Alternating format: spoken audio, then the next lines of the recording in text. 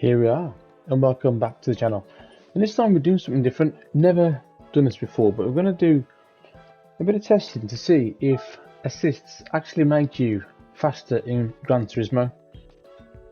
There seems to be a lot of discussion about this. So does traction control make you faster?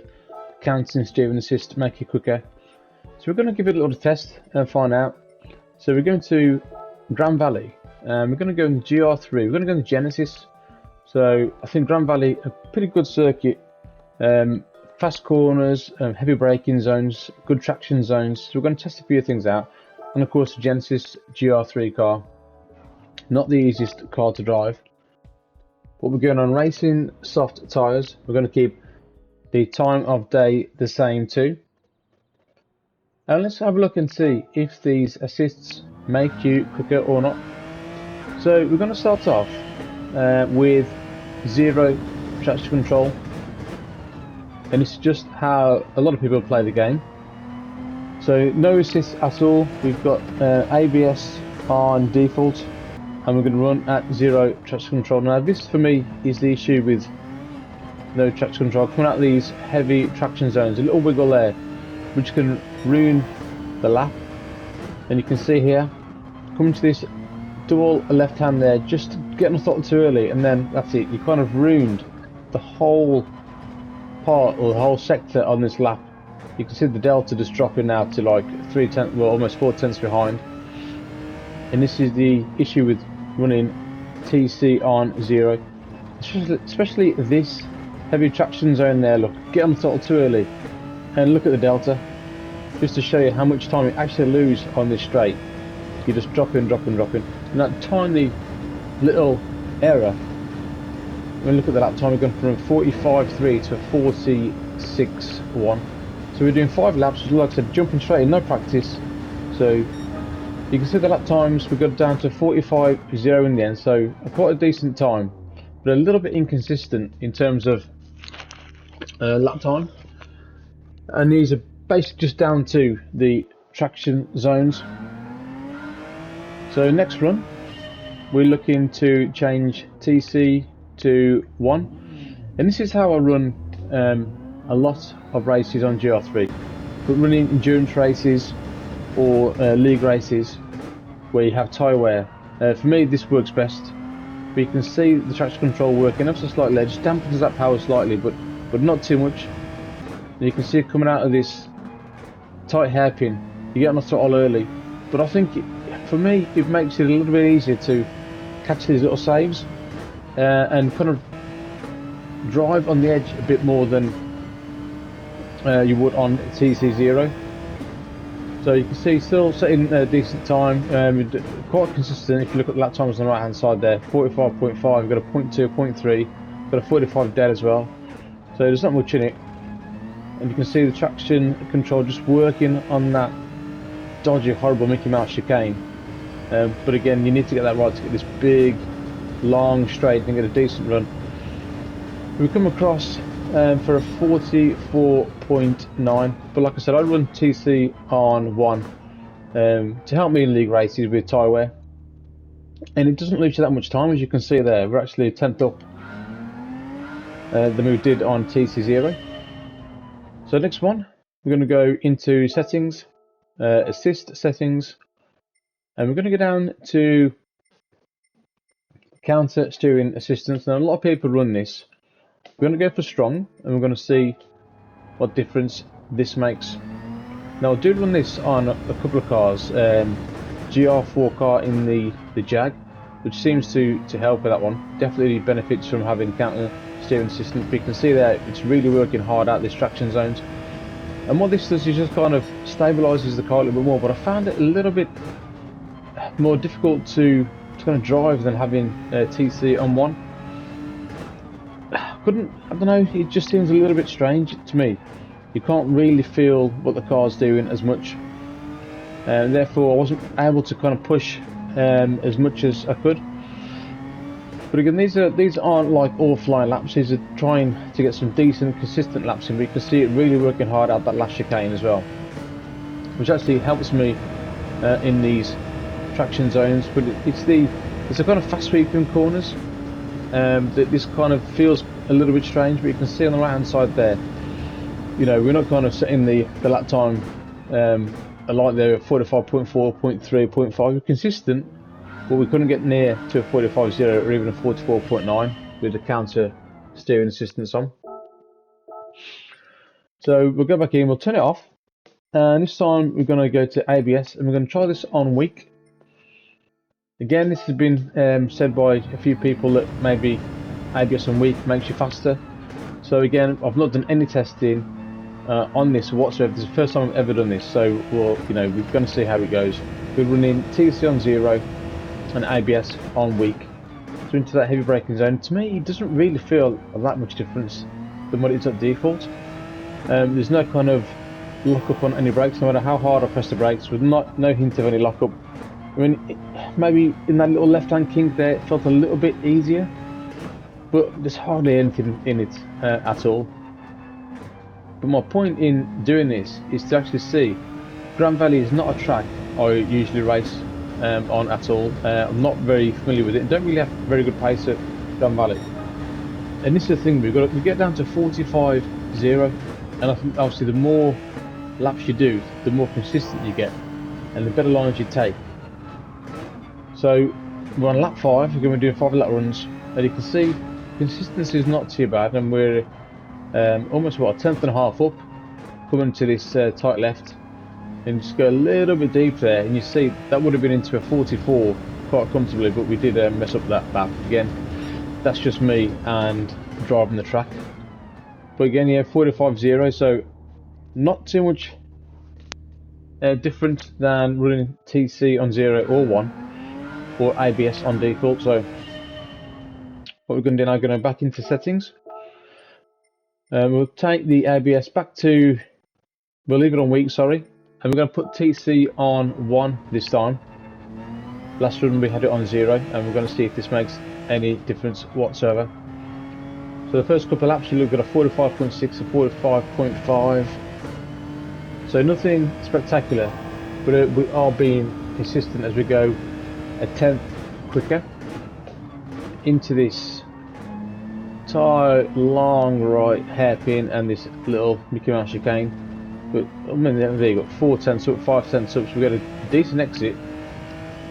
But again, I don't think that's much to do with the brakes at all. That's just me driving the track better. We get down to 45.1. We've got a 0.3, and then we come across for the 5th lap at a 0.4. So consistent again. But again, not significantly quicker or slower. I mean, there's literally tenths in this, not much in it at all.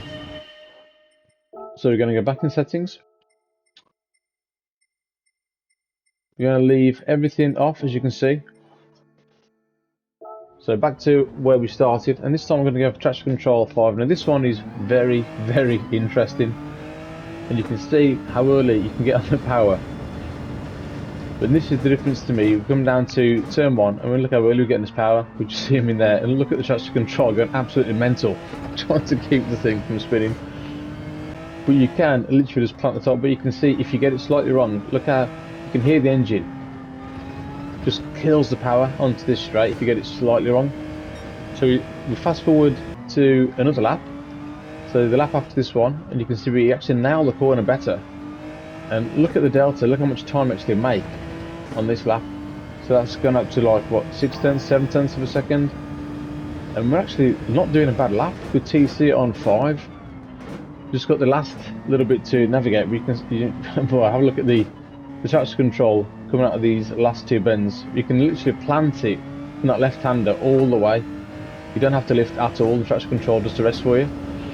We're actually coming across the line, and I was very, very surprised with this. For a 45.0, that's pretty much the second fastest time that we've done. So yeah, that was really, really surprising. But again, we try and do it on the next lap and hold it flat, but it's so inconsistent. I mean, there's not much feel to the car, and you can see, yeah, we've got a fast time, but this time we're doing 3 lap runs, and you can see the difference. We've got 45.9, 45 dead, and 46.2, so the times are pretty much all over the place. But that's very interesting to me. Very, very interesting indeed. And people who struggle with GR3s might benefit from running a higher traction control. So this time we're going to go to traction control on 2, and we'll see how this one goes. Again, I've never tried TSC on 2 before. We're coming out this first corner, you can see how it's working. I mean, a lot different than TSC on 5, but TSC was going absolutely mental. But again, it's just dampens that power slightly and gives you, you know, a nice little run out the corners. But there's no shame in running any of these assists at all. You know, end of the day, it is a game. So whatever makes you more consistent and helps you, you know, take advantage of what the game gives you. So the first lap we come across, we've got a 45-1. You can see we get a decent exit as well out there at the last corner. The delta's coming down nicely, so working its way up to 2.5 tenths of a second. So we're actually going to come across the line with the fastest lap so far at 44.8. So TC2 working quite well.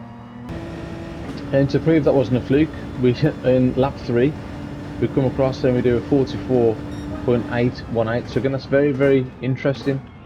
So I thought, okay, maybe this is me just learning the track a little bit better. So we'll give TC1 a go again and just see how we go, because this is what I normally run on GR3 cars, especially something like the Genesis, where it is more difficult to control in these heavy traction zones. So yeah, we get a decent kind of run through this little midsection, and this tight left corner here, get a nice little exit out of there. So working well on TC1 at the minute. And on to the last bit, and you can just zoom in now, you can see the difference in the traction control there. I mean, yeah, it's ever so slight, but it still works and gives you that little bit of a opportunity to release the car into that straight. And we come across for 44.8 again on TC1, so now we're hitting some consistent lap times, and there's actually not much in it between, I'd say, TC1 and TC2. Made a mistake on the last lap, so we ended up getting a 46.7, but still 2 decent times.